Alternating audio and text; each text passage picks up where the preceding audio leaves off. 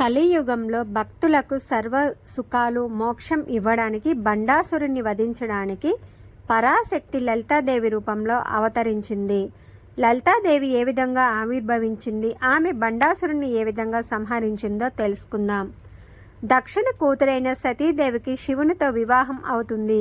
కానీ క్రమేపీ శివునిపై విముఖత పెంచుకున్న దక్షుడు శివుని ప్రమేయం లేకుండా యాగం చేయడానికి సంకల్పిస్తాడు. కూతురైన సతీదేవిని కూడా ఆహ్వానించాడు. తండ్రి అంతరంగం తెలియని సతీదేవి ఆయన తలపెట్టిన యాగం గురించి తెలుసుకుని ఆనందంతో పొంగిపోతూ భర్త వెళ్ళొద్దని వారిస్తున్న లెక్క చేయక యాగానికి వెళ్తుంది.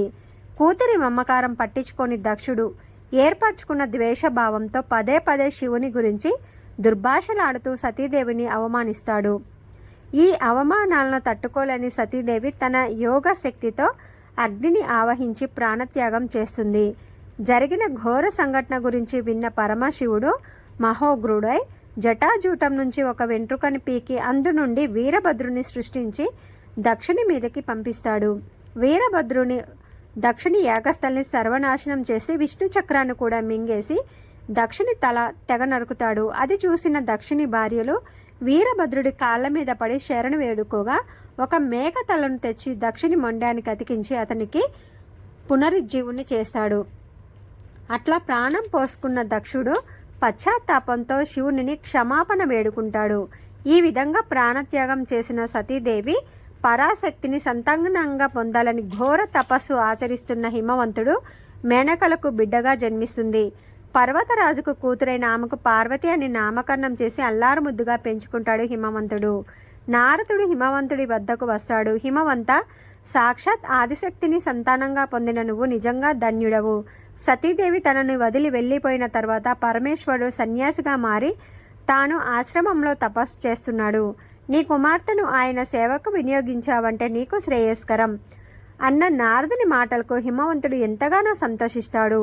హిమవంతుడు తన కుమార్తెని వెంటబెట్టుకొని శివుడు తపస్సు చేస్తున్న స్థావరానికి వెళ్ళి ముందు నందీశ్వరుని అనుమతి తీసుకొని శివుడి వద్దకు వెళ్ళి పార్వతిని ఆయన సేవలకు వినియోగించడానికి అనుమతి వేడుకుంటాడు. పార్వతీదేవి శివునికి ఆనాటి నుంచి సేవలు చేయసాగింది. పరమేశ్వరుడు నిరంతరం యోగ నిద్రలో ఉంటాడు. ఈ విధంగా సమయం గడుస్తుండగా తారకుడు అనే రాక్షసుడు స్వర్గంలోని దేవతలను బాధించడం మొదలు పెడతాడు. అతను పెట్టే హింసలు భరించలేని దేవతలు బ్రహ్మ వద్ద మొరపెట్టుకోగా ఆయన శివునికి పార్వతికి కలిగే పుత్రుడే ఆ అసురుణ్ణి చంపగలుగుతాడు. కాబట్టి మీరంతా కలిసి శివపార్వతుల కళ్యాణం జరిగేలా ప్రయత్నించండి అంటాడు. బ్రహ్మ తాను చేస్తున్న సృష్టి అభివృద్ధి చెందకపోవడంతో శ్రీహరిని గురించి తపస్సు చేస్తాడు. ఆయన తపస్సుకు మెచ్చి ప్రత్యక్షమైన లక్ష్మీనారాయణలు బ్రహ్మ మనసులోని కోరిక తెలుసుకుంటారు. లక్ష్మీనారాయణల చూపు నుండి మన్మధుడు జన్మిస్తాడు.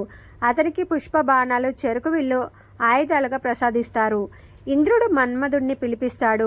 మాటలతో మన్మధుడి గొప్పతనాన్ని ఎంతగానో ప్రశంసలతో ముంచెత్తి, మన్మథ, శ్రీహరి ప్రసాదం వల్ల నీవు ఆయుధాలు పొందావు. మేమందరము తారకుని వలన ఎన్నో బాధలు పడుతున్నాము.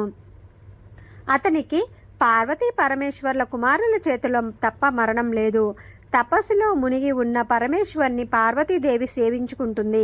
వారిరువురి మధ్య అనురాగం కలిగి వివాహానికి దారితీసేలా చూడశక్తి కలవాడివి అని ఇంద్రుడు మన్మధుడిని ప్రేరేపిస్తాడు. శివునిలోని వైరాగ్యం అంతరించి వివాహానికి సన్నద్ధుడిని చేయమని ఇంద్రుడు మన్మధుడిని ప్రేరేపిస్తారు.